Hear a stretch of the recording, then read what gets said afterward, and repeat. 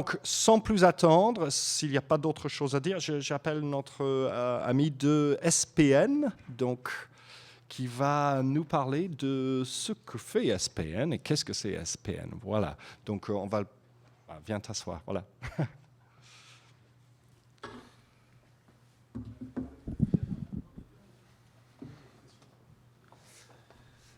Bonjour, merci au CNED de nous accueillir. Je suis Alexis du SPN, je suis chef de projet innovation et performance.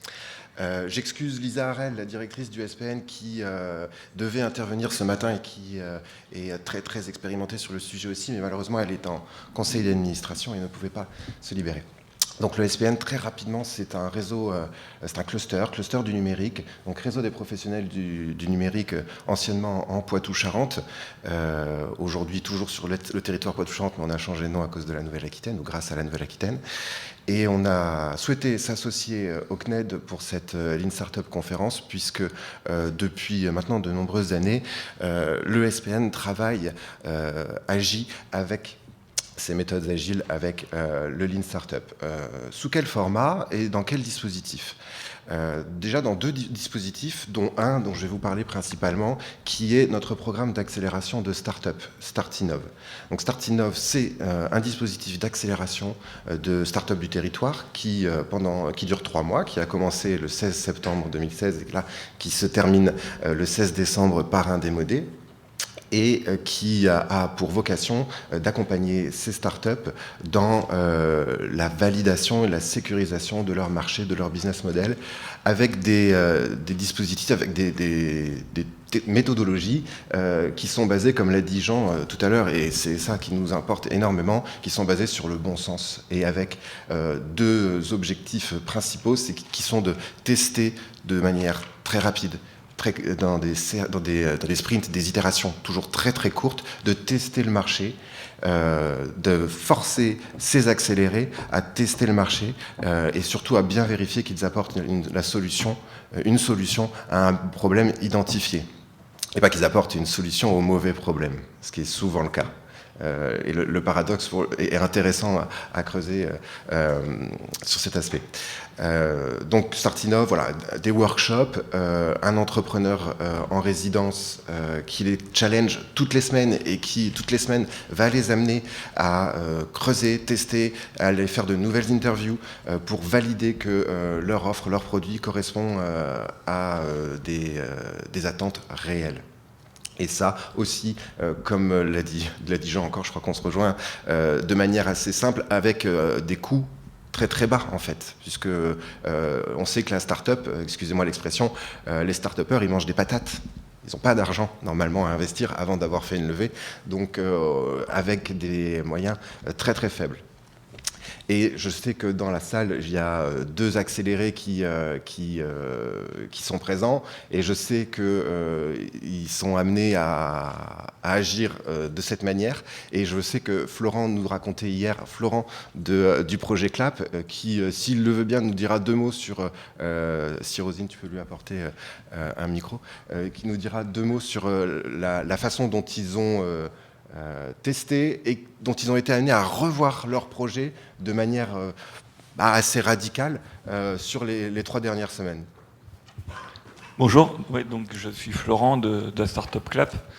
Donc pour vous expliquer très rapidement ce qui s'est passé, c'est qu'on était parti sur un projet initial. On s'est rendu compte que le temps de paiement au restaurant était un peu long.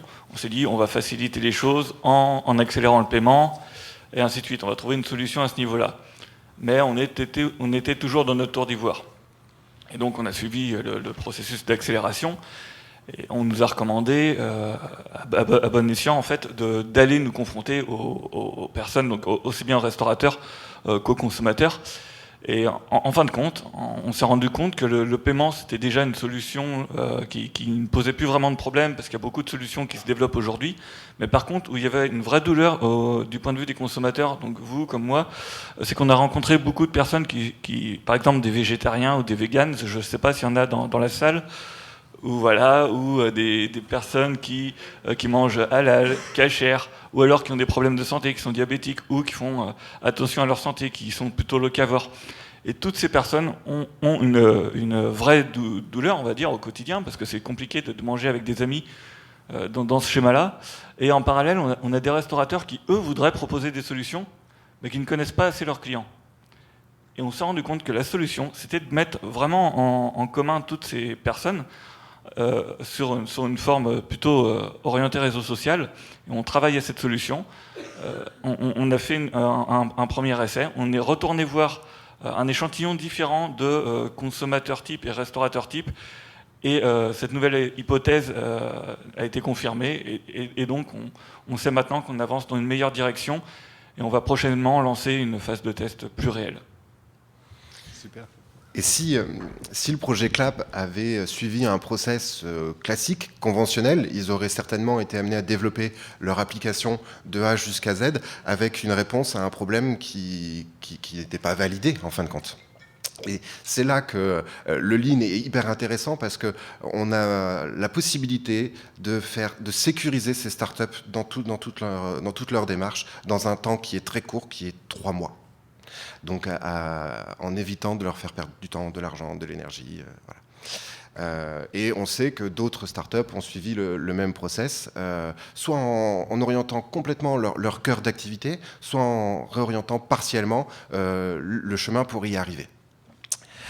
Voilà comment le SPN peut intervenir sur l'innovation directe et le soutien direct aux startups, mais on accompagne aussi des grands comptes dans leur démarche d'agilité, puisqu'on sait que ces grands comptes ont souvent des services, des ressources dédiées à l'innovation et à la recherche et au développement, mais ils rencontrent un nombre important de difficultés à mettre en place cette innovation. Pourquoi ? Parce qu'ils fonctionnent en silo, c'est cloisonné, et qu'on part du principe que l'innovation ne peut venir que d'un service.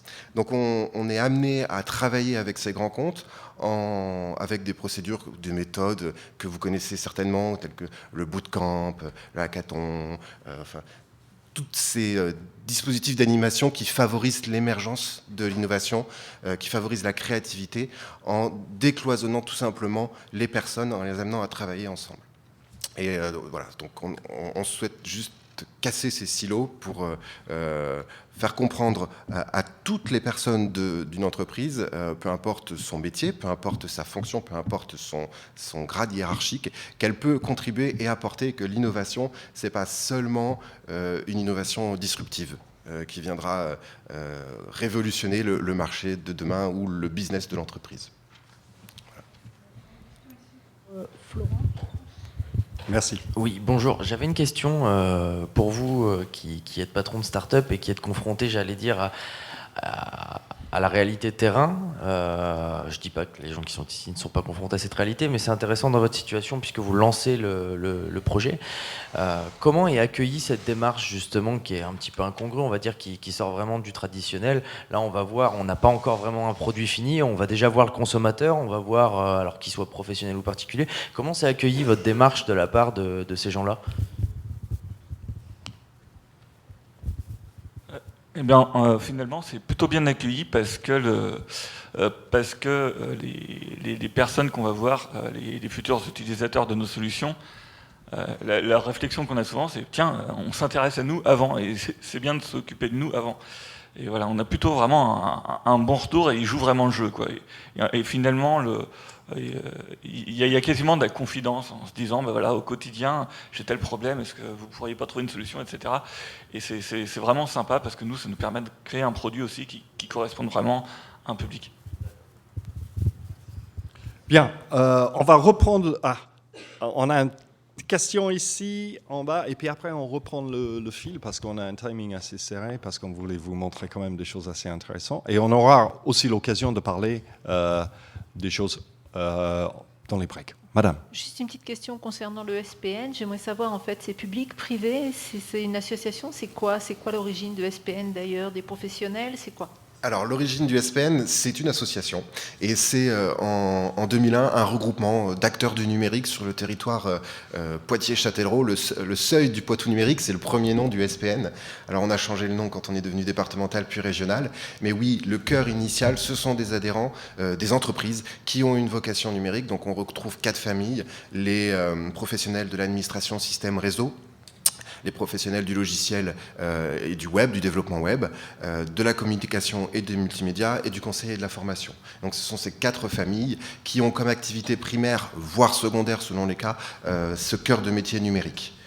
Après, tout le monde aujourd'hui peut adhérer au SPN, mais il faut avoir un intérêt à travailler dans ces secteurs-là et surtout à promouvoir la filière du numérique sur le territoire. Mais si vous souhaitez adhérer, ou en tout cas venir participer au SPN, à des actions du SPN, on peut se rencontrer. Voilà, tout à l'heure. On va prendre un petit café, ici 20 minutes environ, qui vous attendent. Donc, sans plus attendre, si vous êtes d'accord, s'il n'y a pas de questions, je ne vois pas, on va découvrir une intervention. Alors, quelqu'un a posé la question, quand est-ce qu'a eu lieu, en fait, cette conférence? C'était le 3, 4, 5 novembre, si je ne me trompe pas. Donc, il s'agit d'un monsieur qui s'appelle Matthew Brimer from General Assembly, qui a une grande expérience dans tout ce qui est l'innovation et qui va nous parler de ses acquis, des leçons qu'il a acquis. Donc là, je vais directement sur YouTube pour celle-ci.